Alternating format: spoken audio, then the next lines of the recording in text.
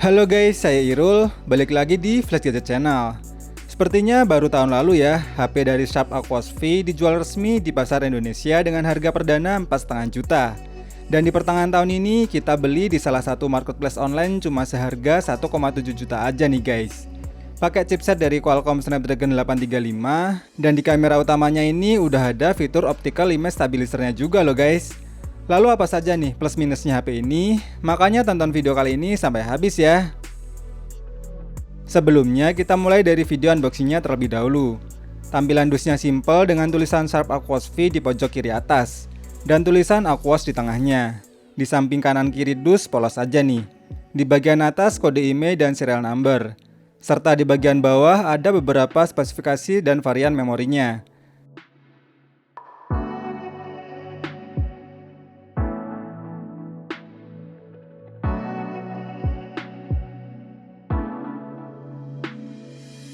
Di dalamnya terdapat unit smartphone-nya, kitab-kitab yang lengkap, serta aksesoris bawaan seperti handsfree, adapter charger, dan kabel USB Type-C yang masih original. Masih dapat bonus pin SIM ejector juga nih.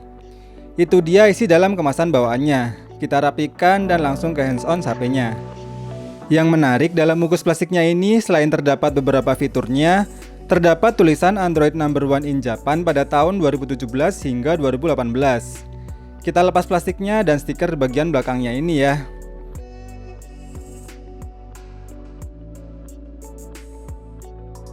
Materialnya menggunakan plastik dengan finishing glossy sehingga mudah meninggalkan sidik jari.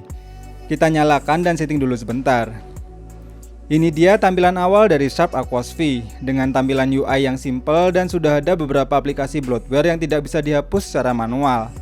Untuk versi Android-nya sendiri masih menggunakan Android versi 9. Dan memori internal 64GB-nya sudah terpakai sekitar 19,49GB, yang tentunya masih bisa ditambah menggunakan microSD. Tapi harus mengorbankan fitur dual SIM-nya yang masih bertipe hybrid. Desain Sharp Aquos V ini masih memiliki tampilan dahi dan dagu yang masih lumayan tebal. Layar sebesar 5,9 inch-nya ini beresolusi Full HD+, 1080x2160 pixel, menggunakan panel IPS LCD yang diproteksi Corning Gorilla Glass 5. Kualitas layarnya termasuk udah lumayan bagus untuk digunakan sehari-hari, seperti kebutuhan buat nonton YouTube atau sekedar buat scrolling-scrolling di sosmed. Sedangkan untuk kualitas speakernya menurut saya walau masih mono tapi saya rasa masih lumayan enak untuk didengarkan. Cuma memang jangan maksain sampai di volume 100% ya.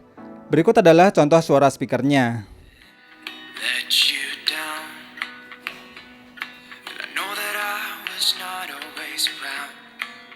Lalu saya cek juga pakai aplikasi Sensor Box. Ternyata ada 2 sensor nih yang absen di HP ini.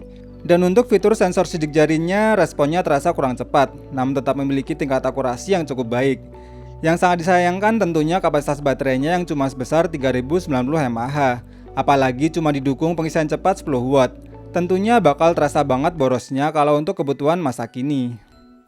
Sharp Aquos V ini dibekali setup dual kamera dengan kamera utama sebesar 13MP berapertur f2.0 yang memiliki fitur face detection autofocus dan OIS. Kamera pendukungnya adalah kamera monokrom sebesar 13MP. Di bagian depan terdapat kamera selfie sebesar 8MP berapertur f2.0 yang memiliki fitur SDR. Hasil foto kamera depan dan belakangnya ini di kondisi cukup cahaya overall masih lumayan bagus dan tidak ngecewain. Apalagi rekaman videonya yang terasa lebih smooth berkat adanya fitur OIS yang dipadukan dengan Gyro Ace. Lihat sendiri aja ya hasil foto dan videonya berikut ini.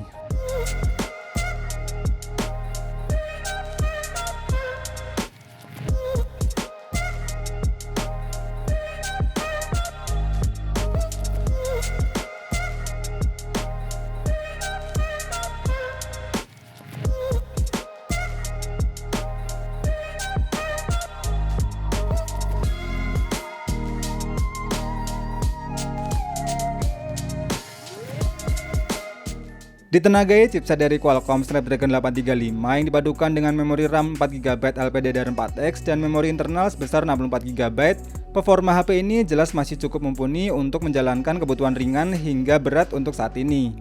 Hal ini terlihat dari skor AnTuTu versi 9 atau yang terbaru, bisa tembus mencapai 200 ribuan.